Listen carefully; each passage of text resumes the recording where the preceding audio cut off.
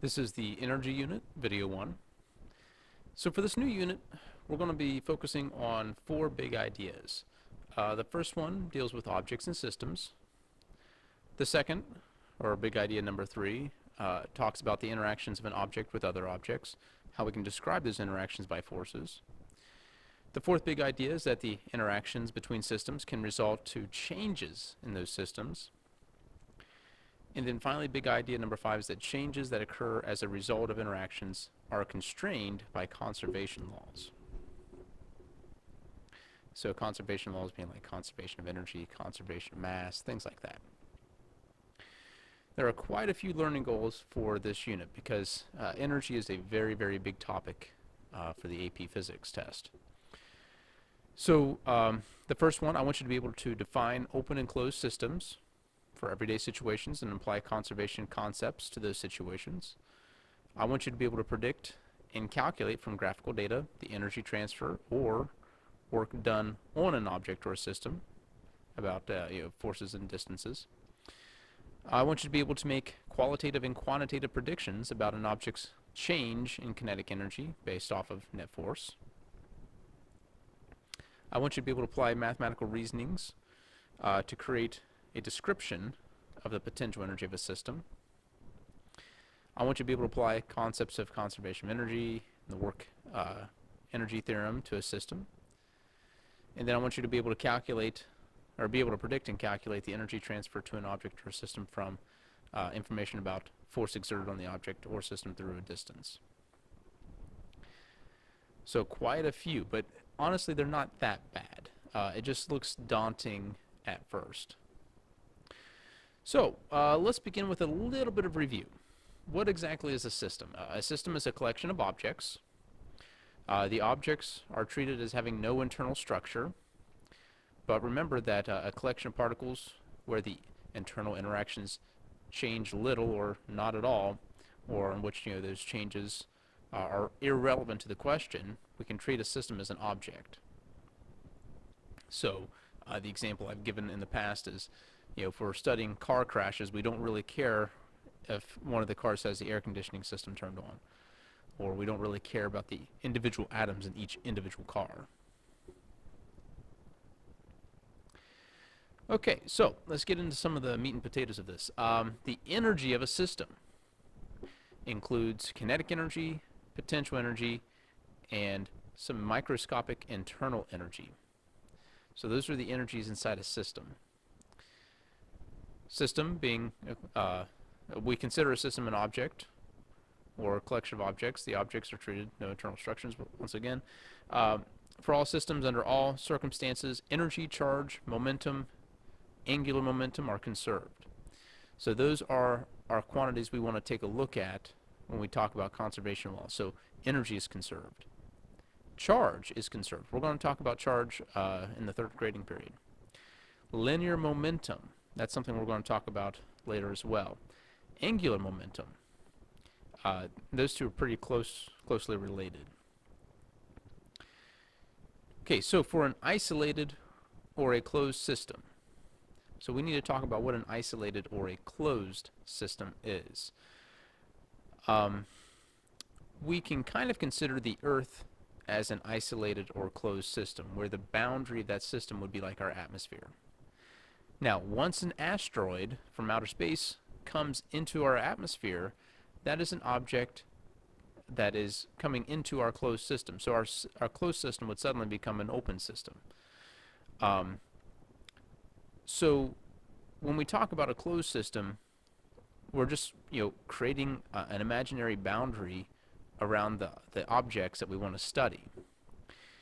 And we consider a system closed when energy or charge or momentum cannot cross the boundary of our system.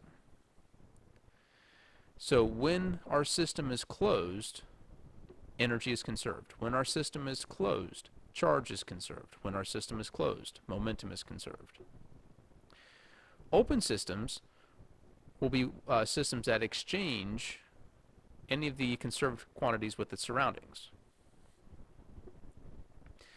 All right, so the boundary between a system and its environment is a decision made by the person considering the situation. So you get to choose the boundary to your system. And then a system with internal structure can have internal energy, and changes in a system's internal energy can result to changes in an internal energy. So there's a lot to that, and we'll be unpackaging what exactly a system is, what are closed and open systems as we go through this unit. All right, so to get us started, we need to talk about a concept called work. Now, work is calculated by taking the integral of the dot product of the force vector with the displacement vector. So, work equals the integral of the force vector dotted with the displacement vector. The units for work, as we can see, it's going to be units of newtons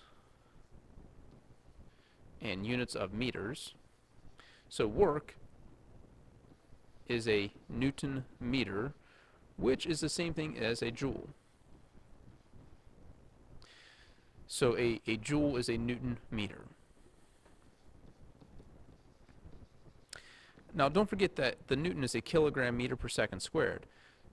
So we can also say that a joule is a kilogram meter squared per second squared.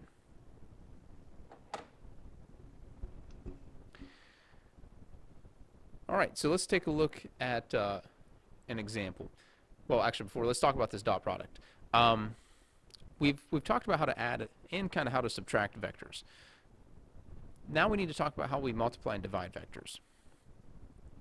If you take a vector and multiply it by a scalar, the answer, or the product of those two, will be a vector. Likewise, if you take a vector and divide it by a scalar, you still get a vector. However, if I take two vectors and multiply them, we actually have two techniques for multiplying vectors. We've got the dot product and the cross product. For work, we use the dot product. And for the dot product, basically what we want to do is we want to make sure that the two vectors are parallel, or at the very least we use parallel components of the vectors. And when we do this, the result will be a scalar. So work, you'll notice I did not put an arrow above work. That's because work is a scalar. Work is not a vector. It is possible to have negative work, but work is still a scalar. So let's take a look at an example here. Here we have a person pulling a crate. So this person is pulling with some sort of force. And that force is at an angle to the ground. Now notice this force vector can be broken up into two components: a horizontal component and a vertical component.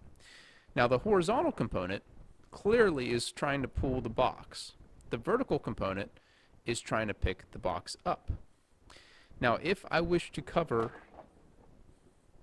take the box from this position to some position over here, notice that the vertical component will not help us accomplish that task. And also notice that the displacement vector is along the ground as well. So when we go to calculate work, we have to use two parallel components. So that's why I need to use the cosine function to get that force vector by itself.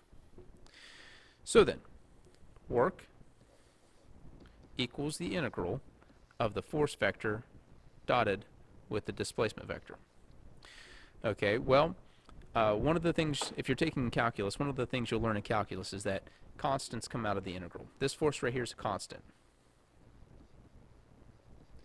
It's a non-changing force. So that means now that the work equals the force vector times the integral of the displacement vector. And really that's not all. The dot product means we have to make sure they're parallel. So I'd have to use that. I can get rid of that arrow.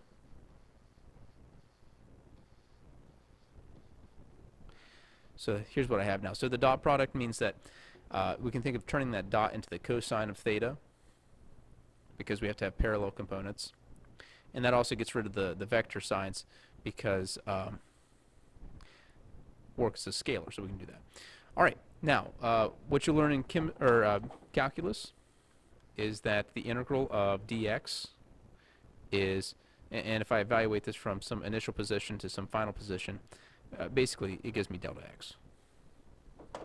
So the work equals the force times displacement times cosine of the angle between them.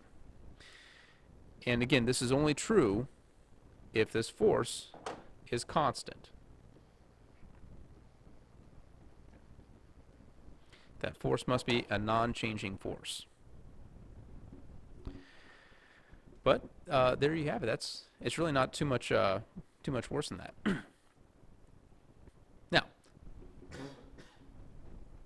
since work uses the integral, that means that work is the area under the line on a graph. Because one of the things I've always tried to stress for you is that when you take a look at a graph, you try to find out what the slope represents, and you try to figure out what the area represents. So if I were to make a force versus displacement graph, a constant force would look like this. So imagine that this line right here was that force F cosine theta. And imagine if I was trying to evaluate this from some initial position to some final position. So then, looking at this, we see that we have an area right here. The way I would calculate that area, because this is like a nice box here, is length times width. So the length here would be F cosine theta. The width then would be, well, actually say the height is the F cosine theta. The width would be this, x minus x naught, which, as you can see, gives us the work.